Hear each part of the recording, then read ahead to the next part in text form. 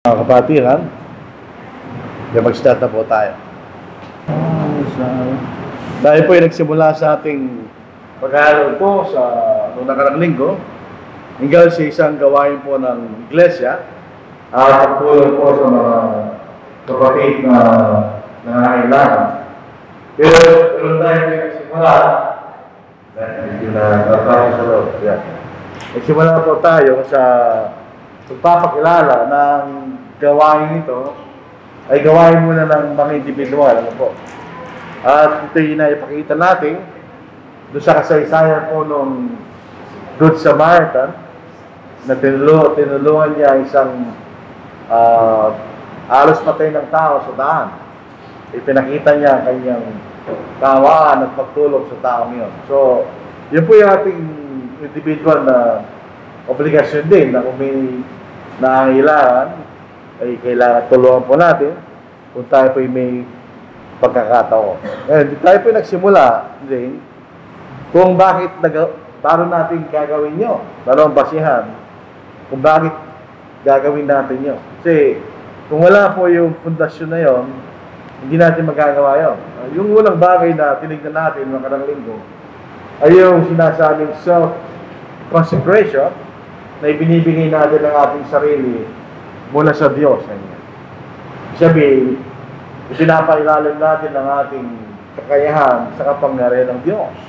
Kaya nagawa po na mabuting Samaritano yan. Ibig sabihin, halimbawa po yung mga kapatid sa Macedonia, na mahirap naman sila, pero nagawa nila na tumulong sa kapwa nila mahirap dahil binigay mo nila kailang sarili sa Diyos. Ganun din po, makikita rin natin na ito'y gawa ng pagkakaroon ng pagmamahal kanya. Pagmamahal. Kasi yung pong pagtulong na ito ay gawa ng pagmamahal kanya. Kasi kung wala tayong pagmamahal sa kapwa, ay di tayo tutulong. So, tumulong sila dahil meron silang pagmamahal kanya. Yung Good Samaritan, nagawa niya tulungan yung tao yun na nakaantusay na para sa patay na dahil meron siyang pagmamahal sa kanyang kapwa kanya. Pangalawa na nakita natin nung nakarang linggo kung bakit nagagawa natin yan, ang ating pagmamahal ay napapatunayan natin sa pamagitan ng ating kabutihan kanya, by our liberality and generosity kanya. Kaya ganun din po yung mga ang challenge po ni Apostle Paul sa mga taga-Corinto, bagamat isang taon nang sinulat sa kanila yung pagkakataon na kailangan tulungan ng mga kapatid na tuka sa Jerusalem, pero hindi pa sila gumalaw. Na mas nauna pa yung mga iglesia sa Macedonia na mahirap kumpara sa kanila. Kaya ang sabi niya, ipakita niya sa kanila kanya. At sa mga iglesia, dahil ito yung pinagmamalaki ni Apostle Paul, ang katunayan ng inyong pagmamahal kanya. Ay siya pa makita ng kailang pagtulong sa mga kapatid na dapa sa Jerusalem. At ang ating pagmamahal hindi lang sa salita, kundi siya pa magitan ng gawa at pagsunod natin sa katotohanan na niya. Ito sa 1 John chapter 3. But whoever has this world's goods, sa meron kang pagkakataon, and sees his brother in need, nung nakita mo yung kapatid nangangailangan, and shuts up his heart from him, hindi mo siya tinulungan. How does the love of God abide in him? Paano mo makikita na ang pagmamahal ng Diyos ay nasa iyo kanya? Bakit pinakita rito yung pagmamahal ng Diyos? Dahil ang ginawa ng Diyos. Ang pagpapakita ng pagmamahal ng Diyos sa atin ay binigyan niya kanyang bugto ng anak upang tayo magkaroon ng kaligtasan. Yun yung pagmamahal ng Diyos. So ngayon din kanya, ibig sabihin kapag meron sa yung pagkakataon at nakita natin ang ating kapatid na nangangailangan, tulungan natin siya kanya. Katulad ng pagtulong sa atin ng Diyos, nang iligtas tayo sa pamagitan ng kanyang anak dahil sa kanyang pagmamahal kanya. Kaya sabi ni Apostle Paul, my little children, ito po isang talinahaga, matanda na siya rito. Tinuturing niya yung kanyang sinusulatan na kanyang mga anak kanya. Ang nakikita ko po at observation ko sa Biblia, pagka may ang isang sumusulat sa Biblia, ay nagpapakita ng pangailangan, gusto sinasalatan nila, na sila'y sumunod. Ang ginagamit ng salita ay children. Ito yung nagpapakita sa atin ng kaisipan na tayo may katulad ng mga maliit na bata na madaling sumunod, ganyan. My little children, let us not love in word or in tongue, but in deed and in truth. Ganyan. So tayo tumulong, kailangan natin ipakita sa gawa at sa katotohanan. So hindi nakita natin. So, hindi natin pwede sa'yo minamahal mo yung kapatid, no? Kung nakita mo siya na kailangan, pero kang pagkakataon, hindi mo siya tinulungan, ganyan. Katulad ng mga dalawang tao doon sa kasaysayan ng Good Samaritan, na yung sacerdote, yung pare, yung priest, at saka yung Levite, na meron silang katungkulan sa templo ng Diyos, hindi na tinulungan yung tao, ganyan. So, paano nananangan sa kanilang pagmamahal ng Diyos? So, makita po maganda po yung praise the love of God dahil pinakikita sa atin kung anong pag-ibig ng Diyos. Diba? Dahil nagsakripisyo ang Diyos, ibinigay niya kanyang bugtong ng anak sa atin, kahit sa katotohanan na tayo kaaway niya. Sapagkat tayo mga makasalanan nung namatay ang ating Panginoon. So, ang pagmamahal ay pinakikita sa gawa at sa katotohanan. Hindi pinakita ko ng Good Samaritan. Ito yung pagpapasalamat. Gratitude, ito yung kaisipan ng pagpapasalamat. Sa 1 John chapter 3 verse 16, and by this we know love. Ano yung sabihin ng pagmamahal kanya? Ito po salitang love sa English, generic yan eh. Pero marami klaseng pagmamahal. Ang ginagamit po salita rito ay agape. Ito yung uri ng pagmamahal na walang kaugnay sa damdamin. Bilang katunayan, babasahin po natin sa Romans chapter 5. Noong namatay ang Panginoon, ang damdamin ng Diyos sa atin ay hindi siya tutuwa. Dahil nung namatay ang Panginoon, lahat ng mga tayo mga makasalanan. Dito sa Romans chapter 5, specifically, sinabi ni Apostle Paul na namatay ang Panginoon nung tayo mga makasalanan pa kanya. Basahin po natin. Sa Romans chapter 5. Pinakikita sa atin ang pagmamahal ng Diyos sa atin. Sa verse 8. Kaya subalit pinatutunayan ng Diyos sa kanyang pag-ibig sa atin. Ito po yung mistranslation, hindi pag-ibig yung pagmamahal. Ang pag-ibig ay salita sa pagitan ng isang lalaki at babae. Yan ang pag-ibig. Kasi ang pinagsisimulaan ng pagmamahal ay pag-ibig ng dalawang tao. Sa simula, ang isang lalaki, iniibig yung babae. Dinigaling sa root na desire. Pero later on, ito yung magiging pagmamahal kanya. Dapat pagmamahal ito eh. Noong tayo mga makasalanan pa, si Kristo namatay para sa atin. Dito po sa verse 10. Sapagkat noong tayo yung mga kaaway, ay pinakipagkasundo tayo ng Diyos sa pamagitan ng kanyang anak. Lalo pa kayong pinagkasundo na ay maliligtas tayo sa pamagitan ng kanyang buhay. So yun ang pagmamahal, mga kapatid. Bagamat ang Diyos ay hindi natutuwa sa atin dahil tayo mga makasalanan, pero siya pa rin ay nagmahal sa atin, ibinigay niya kanyang bugtong anak sa atin ang ating Panginoon namatay para sa atin. So kung namatay ang Panginoon para sa atin kanya, tayo rin ay nahandang magmalasakit at magsakripisyo para sa ating mga kapatid. Ito po isang hyperbole. Ibig sabihin, exaggeration para ma-emphasize na kinakailangan tayo magsakripisyo para sa ating mga kapatid. We also ought to lay down our lives for the brethren. Kasi in Corinthians 8:9, ito rin po makikita natin. For you know the grace of our Lord Jesus Christ, that though He was rich, sapagkat siya Diyos, siya ang lumalang sa lahat ng mga bagay. Yet for your sakes, He became poor. Iniwan niya ang kalalatian sa langit at ang itulan sa atin, bilang mga tao, that you through His poverty might become rich. Hindi po ito kayamanan sa pisikal, kundi ang ating kaligtasan kanya. So, best makita natin ito, bilang pagpapasalamat sa ginawa ng Diyos para sa atin. Gawin din natin sa ating mga kapatid, kanya. Gawin din natin sa ating mga kapwa bilang mga individual na mga Kristiyano. So, bilang pagpapasalamat sa Diyos. At pagkakaroon po ng sympathy. Minsan mayroon tayo nakikita wala tayong pakialam. Pero sabi rito, ang dahilan ba't natin gagawin, meron tayong sympathy. Tayo nakikipagkaisa sa kahirapan ng isang tao, kanya. Sa Romans, 1 Corinthians chapter 12, 25 to verse 26, that there shall be no schism in the body, but that the members should have the same care for one another. And if one member suffers, all the members suffer with it. If one member is honored, all the members rejoice with it.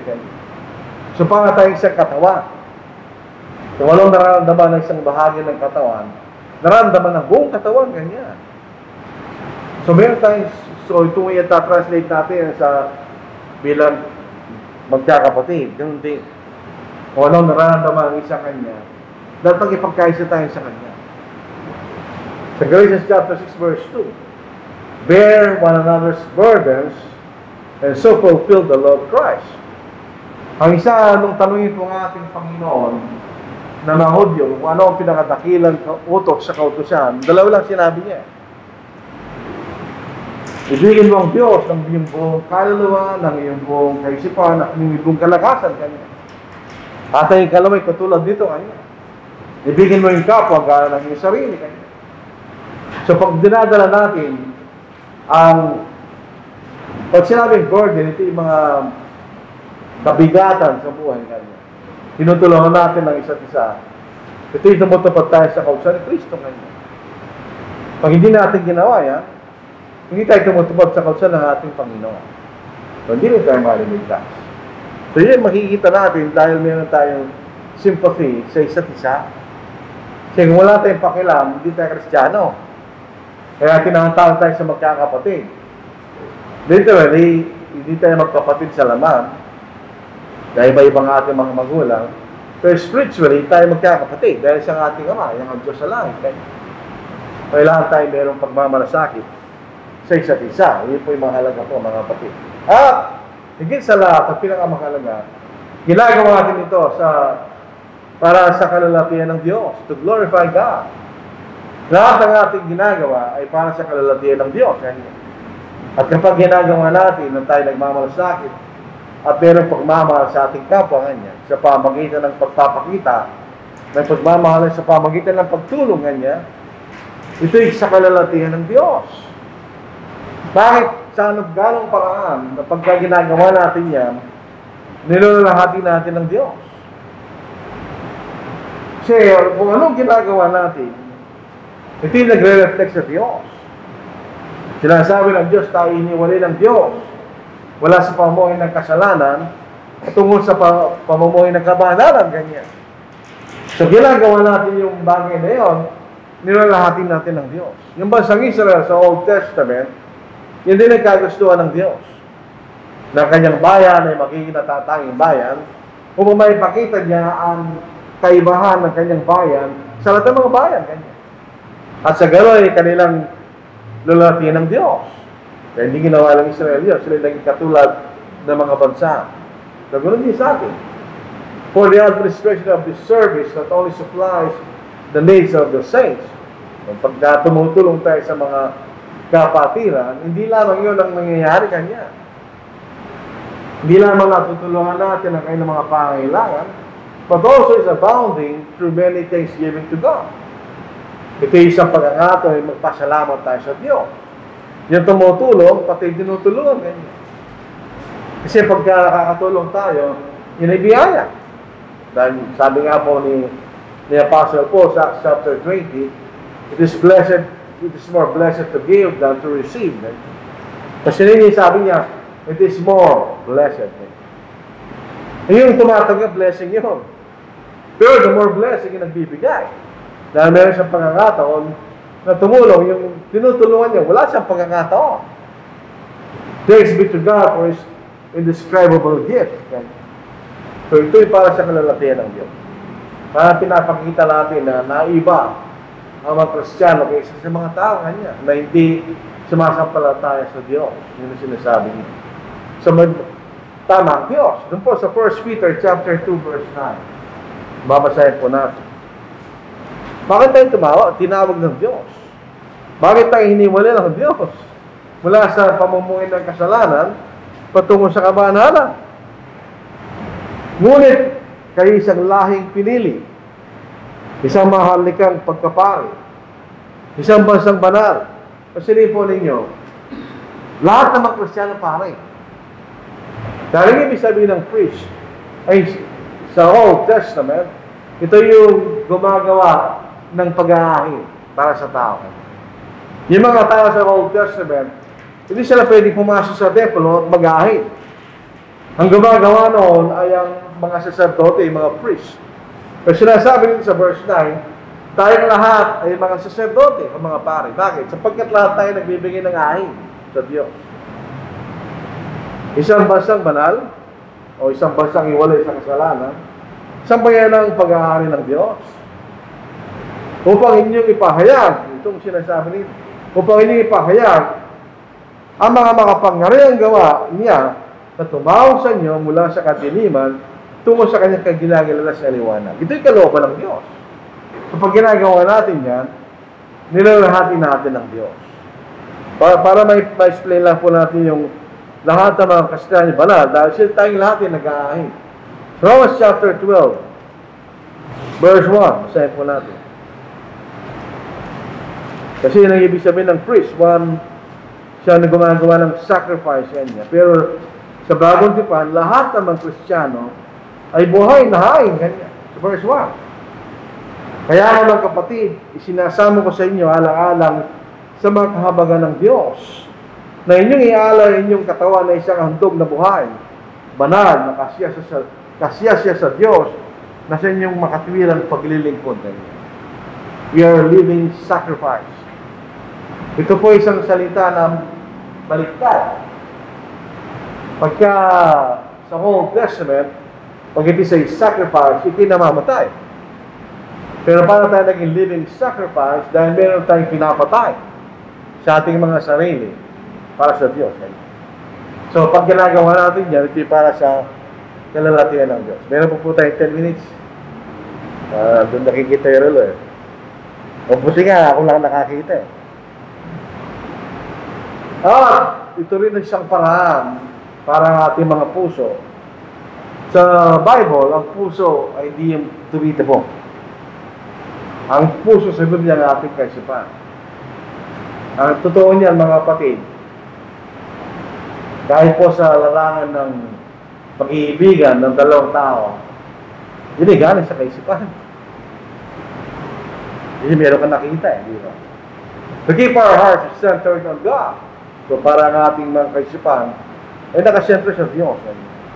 So ito'y mahalagang bagay na dapat natin gawin. Ito sa 1 Timothy 6:17-19. So command those who are rich in this present age. Hindi po ito mayaman na hindi Kristiyano. Ito yung mga mayaman na Kristiyano. Pero kakunti lang yun. Not to be haughty o mapagmataas, nor to trust in uncertain riches. Ang ating kayamanan, nawawala yan. Hindi tayo nakakatiyak, sabi niya. Sa buhay na ito, walang tiyak. Dalawa lang ang tiyak sa ating, na ikaw pinanganak at ikaw mamamatay. Pero in between, walang katiyakan yan. But in the living God, who gives us richly all things to enjoy. Let them do good, that they may be rich in good works, ready to give, willing to share. So if you are willing to sacrifice, nagawa na mabuti tayo tumulong, ito yung nakakasentro ng ating kaisipan sa Diyos. Kasi pag gumawa tayo ng mga bagay, hindi sa Diyos yun. Pero ito yung kalooban ng Diyos. So pag ginagawa mo yan, nakasentro yung kaisipan sa kagustuhan ng Diyos. So yun ang makikita natin. So isang paraan ng Diyos para natin mga kaisipan ay may sentro sa Diyos. Yung binasa natin kanina, yun ay sa individual na pagkakataon. So pagka isang Kristiyano, meron siyang pagkakataon, gumawa siya ng mabuti kanya. Tumulong siya sa mga nangangailangan. Pero ito gawain din ng iglesia. Dito sa Romans chapter 12, distributing to the needs of the saints, given to hospitality. So ito yung mga pangangailangan naman kapatid. Ang pagkakaiba, makikita natin mamaya, may pagkakaiba pagtulong ng individual mula sa kanyang sariling kaparaanan at ang pagtulong ng iglesia mula sa kamangyaman. Meron silang pagkakaiba. Sa Romans 15:25 to verse 27, makikita natin doon pangailangan naman kapatid, the needs of the saints. Pansinin natin salita, the needs. Ang i-guarantee natin sa Diyos ay ang ating mga pangangailangan. Yung iba, bahala ka na doon. Pero, guarantee ng Diyos, ibibigay niya ang ating mga pangangailangan. Romans 15:25 to verse 27. But now I am going to Jerusalem to minister to the saints. Yung po salitang minister, para mabigat na salita, ibig sabihin to serve.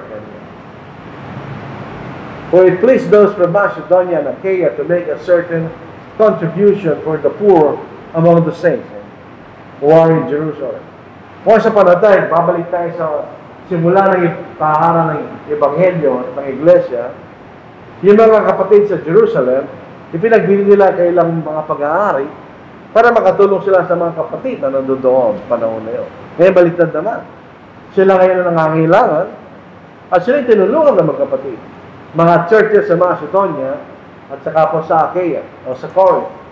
It pleased them indeed, and they are their debtors. For if the Gentiles have been partakers of their spiritual things, their duty is also to minister to them in material things. And once upon a time, ang mga Hudyo ang nangaral ng Ebanghelyo sa mga Hintil.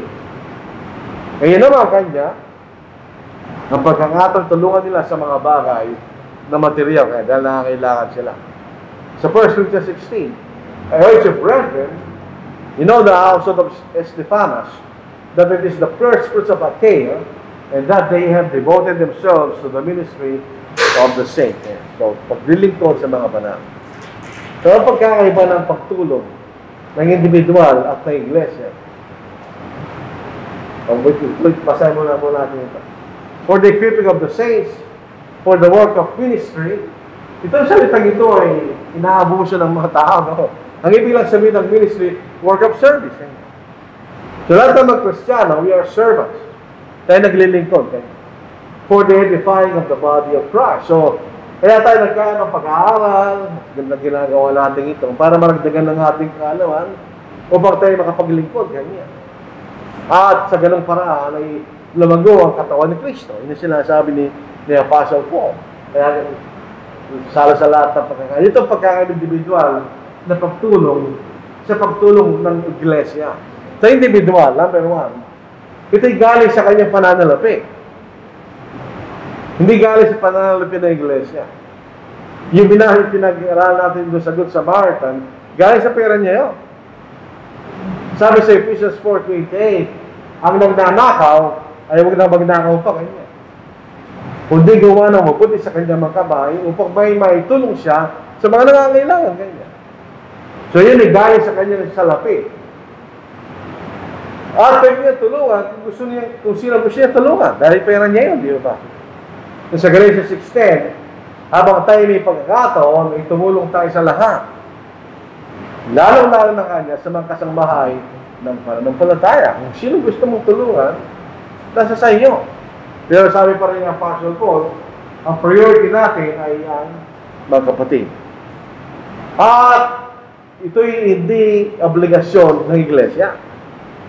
Sa 1 Timothy chapter 5:16, yung mga kapatid na may inaampung mga babaeng tao kanya, ay tulungan nila upang huwag pabigatin ang iglesia kanya. So, ibig sabihin, bago natin ipasa sa iglesia, ikaw munang tumulong sa mga kung meron kang kamag-anak, kay kapatid, ikaw munang tumulong ganyan para huwag pabigatin kanyang iglesia. Pero meron ding obligasyon tumulong ang iglesia. Ito'y galing sa kanyang pananalapi. Yung ating inaambagan o abuluyan tuwing Sunday, isang dahilan niya lang ating ginagawa natin yan. Ito'y ambagan para sa mga banal. Kaya sa 1 Corinthians chapter 16 verse 1 and 2. At ang iglesia po ay maaaring tumulong sa mga kapatid lamang. Bakit kanyo?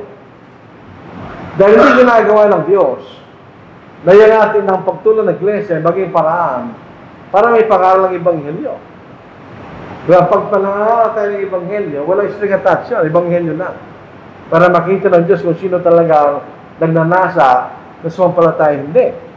Pag ginawa natin na tutulong tayo sa isang tao, tapos iaaralan natin ang Ebanghelyo, ano bang dahilan ba't siya sumampalataya? Yung ba pagtulong na natanggap niya sa iglesia o kanyang pananampalataya sa Ebanghelyo? Kaya hindi ginagawa ng Diyos yun. Pag tumutulong ng iglesia, ito ay sa mga kapatid na nangangailangan lang. Hindi sa maramot tayo. Yun ang kagustuhan ng Diyos.